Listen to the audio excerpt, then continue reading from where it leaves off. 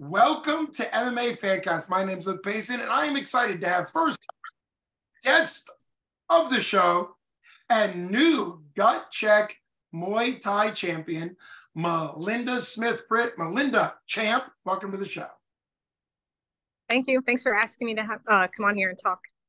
Well, I'm very excited to have you on the show. It's called MMA Fancast, but really all combat sports, including BJJ and really anything that leads up to MMA, and including MMA counts. Muay Thai is obviously super exciting.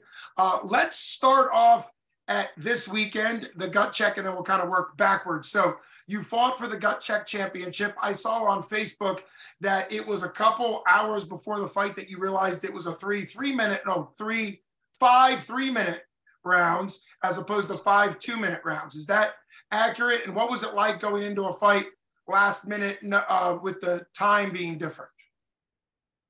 I actually didn't find out until afterwards. I was back in the locker room, and I think I had made a comment about it feeling kind of long, and someone was like, "Oh yeah, they were 3 minutes, not 2." So I had no idea. It was a surprise, but I'm glad it was a surprise because I'm afraid that I might have psyched myself out a little bit, knowing that a couple hours prior to being in there. I really didn't notice. Like, it felt kind of long, but my cardio felt really good throughout. So I never felt like there was a moment where it was like, oh, I really want this to be over. I need a break. I felt good. And so the 3 minutes didn't really seem to bother me. And now it's a huge confidence boost that you fought 3 minutes, not even knowing it. Obviously, you were training for a title fight, a 5-minute round. What did you work on the most coming into a title fight versus any of the other Muay Thai fights you've had? I think for this one, for me, strength and conditioning was a big part of my training because it was 5 rounds. I didn't want to gas out at the end. I wanted to be able to maintain a consistent pace or even increase my pace throughout. So I focused a lot on strength and conditioning. And then as far as training, like the Muay Thai aspect, my footwork was big. That's something that I'm constantly working on and can always use improvement. And I knew that that was going to be important, especially for this fight. So I was trying to work on some footwork and then my conditioning. Okay. That makes a lot of sense. How many Muay Thai fights, or I should broaden it out to kickboxing fights, did you have prior to the championship? So prior to this one, I had 4 Muay Thai fights. I've not had a kickboxing fight before. Gotcha. Well, that is really, really exciting. For you, 5 rounds, a lot can happen in 5 rounds. If you're willing, I always like to ask this question after a fighter wins and comes on the show. Can you give us your thoughts round by round? So what did it feel like? A couple thoughts on round 1, round 2. Some fighters, it all just kind of mushes together into one fight, which is fine if that's your experience. But do you have any sense of what each round felt like to you out there? I think that for the most part, it kind of mushed together. It's hard to, even when I think of particular moments, to remember which round those moments came out of. I know that in the first round, I had no idea, my opponent, what kind of pace she was going to come out at.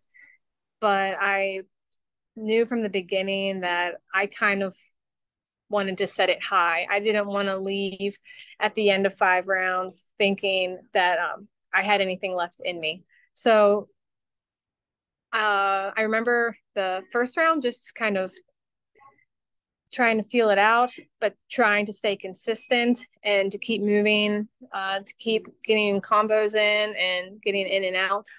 And then 2 and 3, I don't really remember too much significant.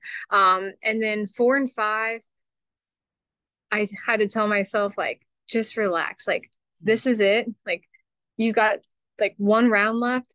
Just have fun with it, relax, and just go. And so I kind of remember like my mental game a bit throughout the rounds, but as far as what was actually happening in the rounds, I don't remember too much. Well, that actually probably makes a lot of sense because each athlete, not to mention combat athlete, it's even heightened. Your brain and body connects differently. Like some people are super aware of every movement they're doing. Other people, like you're saying, you're focused more on the mental game, which is probably the bigger part of the fight game for you. You obviously have the physical skills. It's more keeping your mind where it needs to be. I know it was a close decision. Whether or not you thought it was it's supposed to be close, the judges had it close. What was it like in that really nerve-wracking time? Maybe you weren't nervous, but what was it like hearing the scorecards get read? And then what was it like, that emotion? I saw some photos, so I could guess how emotional it was getting the belt, but what was that like for you? Um, yeah, when it was all said and done, I felt like it was pretty close throughout the whole fight between Lauren and I. I know that there were things that she definitely did better than me, but then there were things that I kept thinking that like I know I got that. So in my head, it was really back and forth. And when they were reading the scores, I was nervous, but I was okay. Like I know that I had put the work in. I knew that I had went out there and did my best. I was Part of me wishes like if I was going to win, then I want to win like by unanimous decision or with like a big finish. But at the same time, knowing that it was so close to me meant that like we were really good competitors with one another. That it was a great matchup. That we both brought something huge to the ring, and, and that was noticed by by all the judges. So it meant a lot to me that it was a close decision, and I don't know, I kind of just had like a peaceful moment there waiting. But whenever they said red corner, yeah, it was a super emotional moment for me. I get emotional anyways. I'm all the time crying, happy tears, overwhelming tears, all the tears. So it was it was a lot. It felt good. It felt good to have my coaches behind me, and it felt good to have my family in front of me, and it was worth it. I was thinking like prior to the fight, like last week, whenever I was getting ready for it, I was listening to a meditation, and the guy asked like, "What does it feel like to be you right now?" And I was thinking about like what it felt to be me last week, and then I was thinking like, what will it feel like to be me when they say my name? And that's like all I could think about was like, I want to feel like that, and it's a good feeling. Well, that's fantastic. I'm glad you appreciated and liked the reward, not just the strap, but also what it felt like to win that. Let's back up a little bit and talk about. I know you fight out of the Nomad BJJ Kickboxing MMA gym. You're repping it right behind you, which is great. Yeah. That's what got you training at Nomad, and how long have you been getting into it? What brought you first to Nomad? So what first brought me to Nomad would be my daughter, Ray. She's 11, but she was interested in jujitsu and started training here about 2.5 years ago. And so I would bring her to class and I would sit on the bench while she was rolling. And she got into competing and she did a lot of competitions. And then a friend of mine just asked me to do kickboxing with her one day. And I was like, well, yeah, I'm here. I'll do it. And then it just stuck. And I really enjoyed it and I liked doing it. And I came back every day after that. And I've been coming pretty much every day since then. So yeah, I would owe the credit to starting to my daughter, Ray. And then also when I decided to take my first fight, I was watching her competing and it just kind of gave me that desire to compete also, that I was in here, I was doing it, I was working, learning a skill, and I just wanted to challenge myself and see where I stood. So Well, clearly challenging yourself to see where you stand is great because you're a very elite fighter. Talk a little bit about your head coach, your main sparring partners, your training partners. I always know I say it pretty much every video I do that mixed martial arts or martial arts, it looks like a solo sport because you're in there by yourself, but you're only in there because of the team or the gym, the training, the coaches, your sparring partners, all that get you ready to be able to fight. So kind of give us a rundown of what it looks like in your training and fight camp. Oh man, I have so many people. I'm extremely fortunate and lucky to have such a big family here at the gym and people that care about the sport and care about me and here to help me. So my main coach would be Shane, the owner of Nomad. And then I also have Dan, who is a striking coach here that helps out occasionally. And Shane trained under Crew Joe Stripling. And so sometimes we go to Truck D Athletics to train with them and train with Joe. So the knowledge that gets passed on to me from Shane and Joe and Dan is uh, irreplaceable, and you can't put money on that. That's something that I'm very fortunate to have, and I'm very fortunate to have them as coaches. And not only do they like know so much about the sport, but they genuinely care and respect it and care about me and teaching me and pushing me further. And here in the gym, my main training partner would be Cody. So it's nice because I train mostly with guys, but he's a smaller guy, so that helps me out a bit. I don't have a lot of women or people my size to train with, but Cody's great. He's always here when I want to train um, during class times or after class times, and again, cares about what I need to work on and making sure that I'm can be the best that I can be.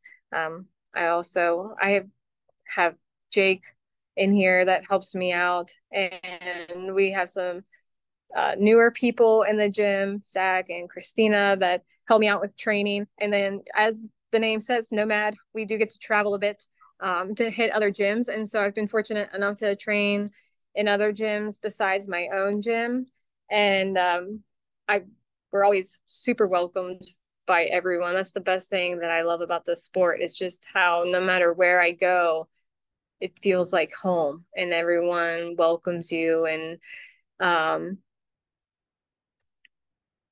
just cares about your best interest. And everyone just wants to help everybody become a better fighter and better at what they're doing. So it means a lot. And outside of training, I have, two daughters, and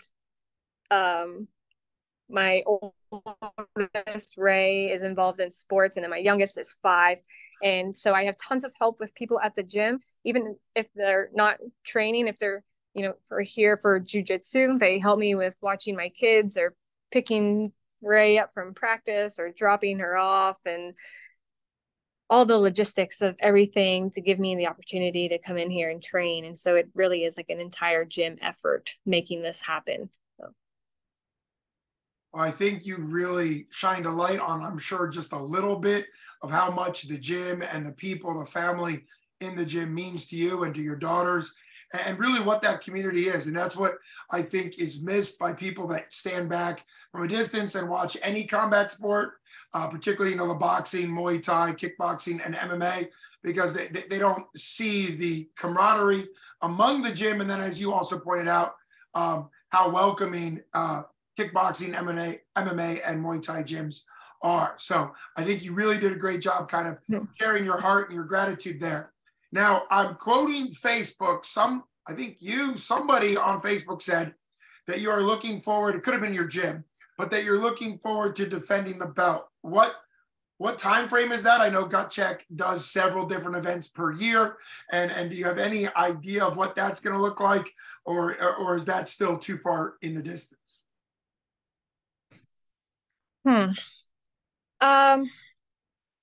I not sure. Hmm. I mean, I guess I could be ready at any time to defend it. I'm in really good shape right now, so like I'm ready to him up, then slack off, and then have to pick it back up again. I have spent a lot of time away from home, so I said that after this fight, I'm just gonna stay out of the gym just a little bit less to spend some time at home. But I'm still gonna keep training, and as soon as there's an opportunity to defend the belt, then I would be interested in that. I want to take this next year to try to get as much experience in as I can and really just like keep the momentum going.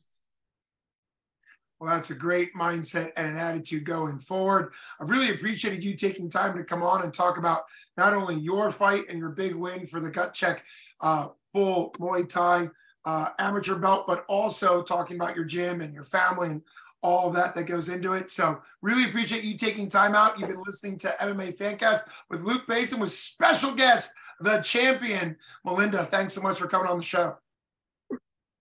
Yes, thank you. You got it. Have a good one.